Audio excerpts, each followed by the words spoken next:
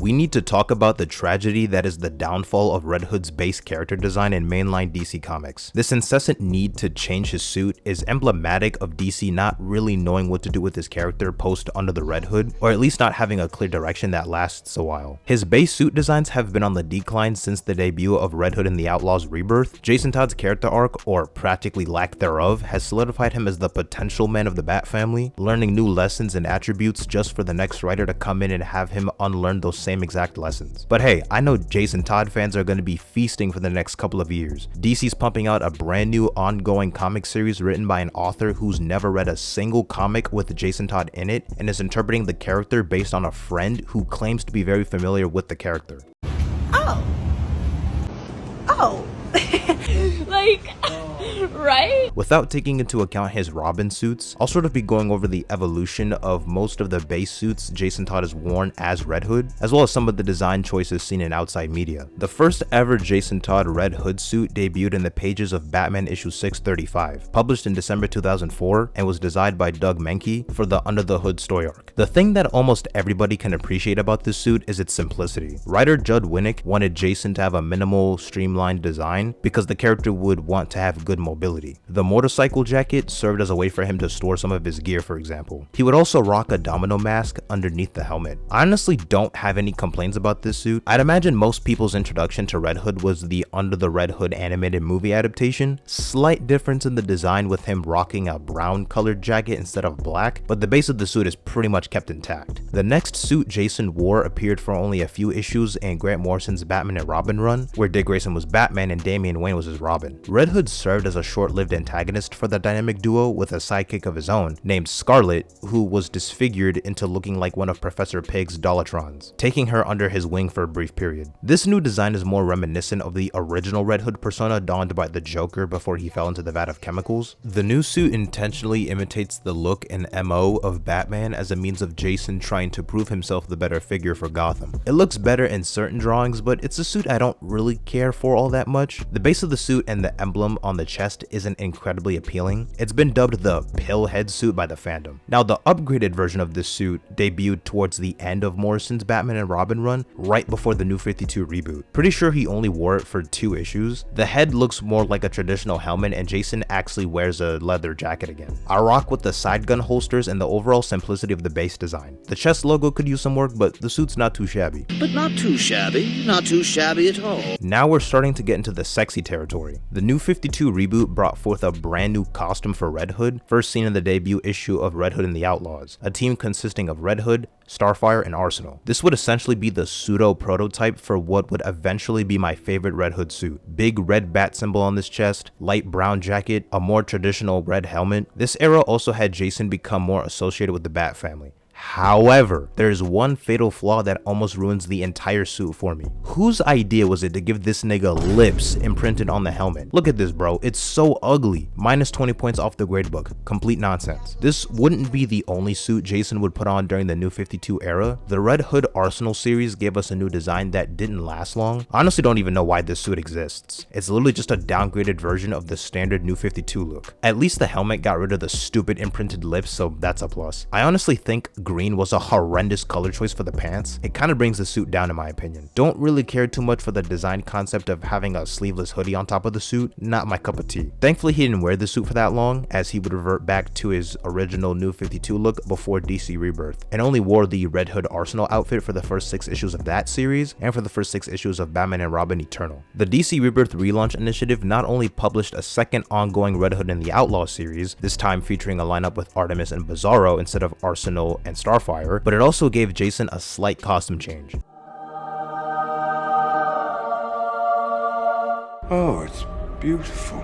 This is the Citizen Kane of Red Hood suits. They pretty much just took the New 52 design and made it better with a couple of minor adjustments. No more stupid looking lips on the helmet and the sleeves are rolled up. When I think of the character Red Hood, this is always the suit that comes to mind first. Red Hood suits have never gotten better than this in my opinion. This suit was used for a couple of years after Rebirth started, before facing yet another redesign in Red Hood the Outlaws issue 26 with the Outlaw suit. Don't think it's a bad design, but it's definitely a downgrade. Has more of a minimalist look with less visible body armor. armor, ditching a full-on helmet for a hockey mask that covers the bottom half of his face and a domino mask, as well as wearing a red hoodie in contrast to most suits that have a hoodless biker jacket, which would allow for the mask to be removed with ease whenever he needs to communicate with people, while also hiding well in the shadows. Jason Todd as a character was heading into more of a dark place, striving to be more hands-on, in-your-face, and brutal with his methods, ditching his dual handguns for a crowbar. Newsflash, that didn't last long. The new emblem maintained some Bat elements, but ultimately the creative team wanted something that would separate him from the Bat family. Still a decent suit, but it just doesn't have as much sauce when compared to the previous entry. Some artists are able to make it look really sick, while others make it look a bit bland, so it can be slightly hit or miss on that end. Task Force Z was a 12-issue limited series featuring Jason leading a task force of undead supervillains who died during an attack at Arkham Asylum, basically leading his own zombified Suicide Squad. The suit is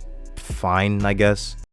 I mean, it's alright, like... There probably could have been more elements added to help break up the gray, once again rocking the bat symbol on his chest since the suit was given to him by Batman after they reconciled. To nobody's surprise, Batman and Red Hood would butt heads almost immediately after. I prefer somewhat of a happy medium when it comes to a Red Hood design, bits and pieces of slimmed down armor mixed with streetwear rather than full-on bulky body armor. But surely by this point, DC can't mess up any more Red Hood design concepts, right? They've gone down so many directions in both his characterization and appearance, so with his latest suit they must have done a stellar job. Nah, I know for a fact this isn't supposed to be Jason Todd. Who is this? You can't... Whose man is this? You put him on the TV. Go home! Bro, don't... Go home! I'm not even gonna sugarcoat it. This suit is straight buns. Holy downgrade Batman. Easily the worst suit Jason Todd has worn is Red Hood in main continuity. Dude looks like Red Hood if he was from the CW Arrowverse. It really is just a boring design, ditching the staple helmet for a fat domino mask and a red hoodie. I'm not even sure what's going on with the vest and the presence of a bunch of pouches and straps all over. It's just one of those things you have to see for yourself. Like, what am I even looking at? Unfortunately, this is his current design, so Red Hood comic fans are stuck with this monstrosity for the foreseeable future. He looks even more like a bum when compared to the upgrades some of the other Bat family members have gotten recently. Batman and Tim Drake Robin got some dope new looking suits in the Matt Fraction Batman run. Now that's all of the main suits Red Hood has worn in main comic continuity, but how do some of the designs seen in certain adaptations hold up? The suit seen in the Red Hood story DLC in Batman Arkham Knight is kinda tough.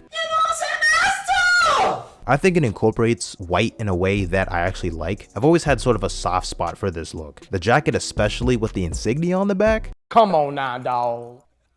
Come on, man. Injustice 2 had a pretty spot-on base design for Red Hood, keeping the classic Rebirth-inspired color palette and giving him the signature light brown jacket. The only issue I have is that depending on the lighting, it looks like the helmet doesn't have any white eyes. The actual lenses for the helmet are just kind of dark. Anytime the Titan show is brought up, I will always, without fail, make sure to mention how they provided DC fans with generational ass with this show. Any redeeming qualities are few and far between. A lot of the designs for the heroes throughout the show aren't too shabby, but does that apply to Red Hood? The actual design and concept of the suit I don't really take issue with. I think it looks pretty comic accurate in terms of the bits and pieces they pulled from different eras, like the chest emblem looking identical to the Outlaw suit, and the overall base suit with the jacket resembling the New 52 in Rebirth, although there are a couple of issues. Personally, I don't like the boots and the shin guards. I think they clash with the rest of the suit, and the helmet is way too damn big. It is not form-fitting at all. The third video game installment to highlight is the base suit for Red Hood from the Gotham Knights video game, not to be confused with that trashy CW show. Ever since this game was announced back at DC Fandom 2020, I've never really been a fan of this design, and I switched costumes as soon as possible when playing the game. I don't think it's hideous or anything. It's not like that Colgate looking suit Miles Morales wore near the end of Spider-Man 2 that called for the player to immediately switch suits. The brown tank top hoodie is a little off-putting for me, and the lenses of the helmet are giving off Deadpool vibes that I'm not really digging. Also not a fan of where the jacket portion is cut off at the bottom. One quick honorable mention when it comes to the gaming side of things is the suit Jason Todd wore under the Arkham Knight moniker, where his identity was a mystery. It's an honorable mention because it's technically not Red Hood, it's a different persona, but hypothetically speaking, if there was a Jason Todd suit that could make me buzz just by looking at it, it'd probably be this one. I had this exact poster of the suit on my bedroom wall for the longest time. What else is there to say? It's so clean. Look at it.